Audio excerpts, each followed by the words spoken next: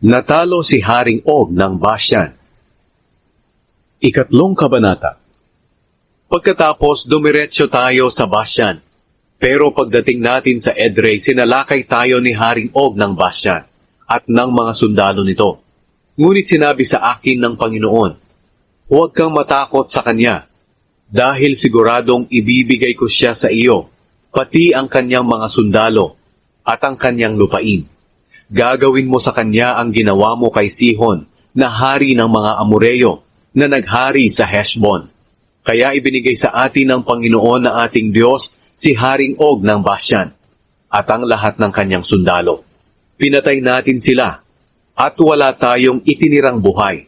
Inagaw natin ang lahat ng 60 lungsod niya, ang buong teritoryo ng Argob, kung saan naghahari si Haring Og ng Bashan.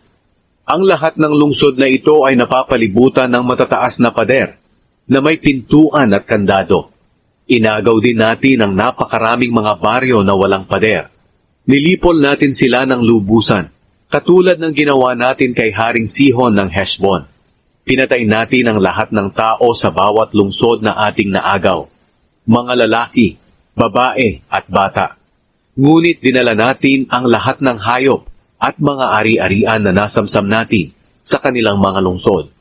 Kaya naagaw natin mula sa 2 hari ng mga Amoreyo ang lupain sa silangan ng ilog ng Hordan, mula sa lambak ng Arnon hanggang sa bundok ng Hermon. Ang bundok ng Hermon ay tinatawag ng mga Sidoneo na Sirion at ng mga Amoreyo na Senir. Inagaw natin ang lahat ng bayan na nasa talampas, ang buong Gilead at ang buong Bashan, hanggang sa Saleka at Edrei, na mga bayan na sakop ng kaharian ni Og ng Bashan. Si Haring Og lang ang nag-iisang natira sa mga lahi ng Refaimeo. Ang higaan niyang bakal ay may habang 13 talampakan, at 6 na talampakan ang lapad. Makikita pa ito ngayon sa Raba, na lungsod ng mga Amonita.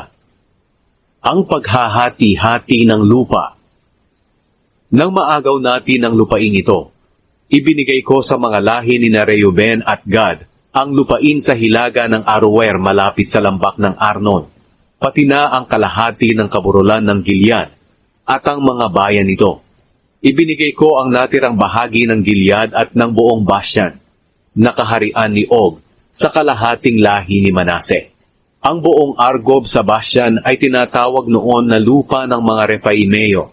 Si Jair na mula sa lahi ni Manase ang nagmamay-ari ng buong Argob na sakop ng Bashan, hanggang sa hanggana ng lupain ng mga Geshureo at ng mga Maakateo. Pinangalanan ni Jair ng mismong pangalan niya ang teritoryong ito. Kaya hanggang sa ngayon, ang Bashan ay tinatawag na mga bayan ni Jair. Ibinigay ko ang Gilead sa pamilya ni Makir. Ibinigay ko sa mga lahi ni Reuben at Gad ang mga lupain mula sa Gilead hanggang sa lambak ng Arnon. Ang gitna ng Arnon ang kanilang hangganan sa timog, at ang kanilang hangganan sa hilaga ay ang lambak ng Jabok, na hangganan din ng lupain ng mga Amonita. Ang hangganan sa kanluran ay ang kapatagan ng Hordan, pati na ang ilog ng Hordan, mula sa lawa ng Galilea hanggang sa dagat na patay, sa ibabang bahagi ng libis ng Pisga sa silangan. Nang panahong iyon, inutusan ko ang mga angkan ninyo na naninirahan sa silangan ng Hordan. Kahit na ibinigay ng Panginoon na inyong Diyos ang lupaing ito para angkinin ninyo, kailangang tumawid ang lahat ng sundalo ninyo sa ilog ng Hordan, na armado at handang manguna sa inyong mga kapatid na Israelita sa pakikipaglaban.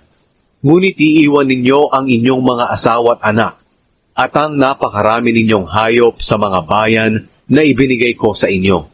Kapag naangkin na ng mga kapwa ninyo Israelita ang lupain sa kabila ng Hordan, na ibinigay sa kanila ng Panginoon na inyong Diyos, at kapag nabigyan na sila ng kasiguraduhan katulad ng kanyang ginawa sa inyo, makakabalik na kayo sa lupain ibinigay ko sa inyo. Hindi pinayagan si Moises na makapasok sa Kanaan. At ng panahong iyon, sinabi ko rin kay Josue, nakita mo ang lahat ng ginawa ng Panginoon na inyong Diyos sa 2 haring iyon. Ganoon din ang gagawin ng Panginoon sa lahat ng kaharian na inyong pupuntahan. Huwag kayong matakot sa kanila. Ang Panginoon na inyong Diyos mismo ang makikipaglaban para sa inyo. Nang panahong iyon, nagmakaawa ako sa Panginoon. Sinabi ko, O Panginoong Diyos, sinimulan na ninyong ipakita sa inyong lingkod ang inyong kadakilaan, dahil walang Diyos sa langit o sa lupa na makakagawa ng mga himala na inyong ginawa.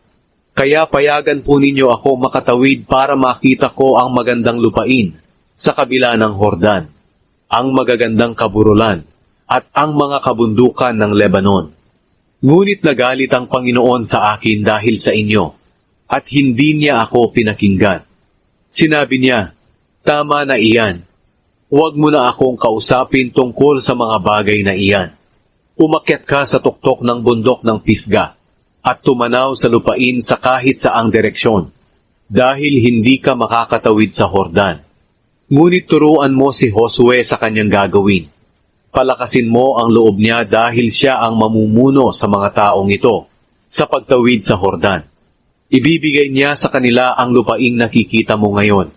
Kaya nanatili tayo sa lambak, malapit sa Bet Peor.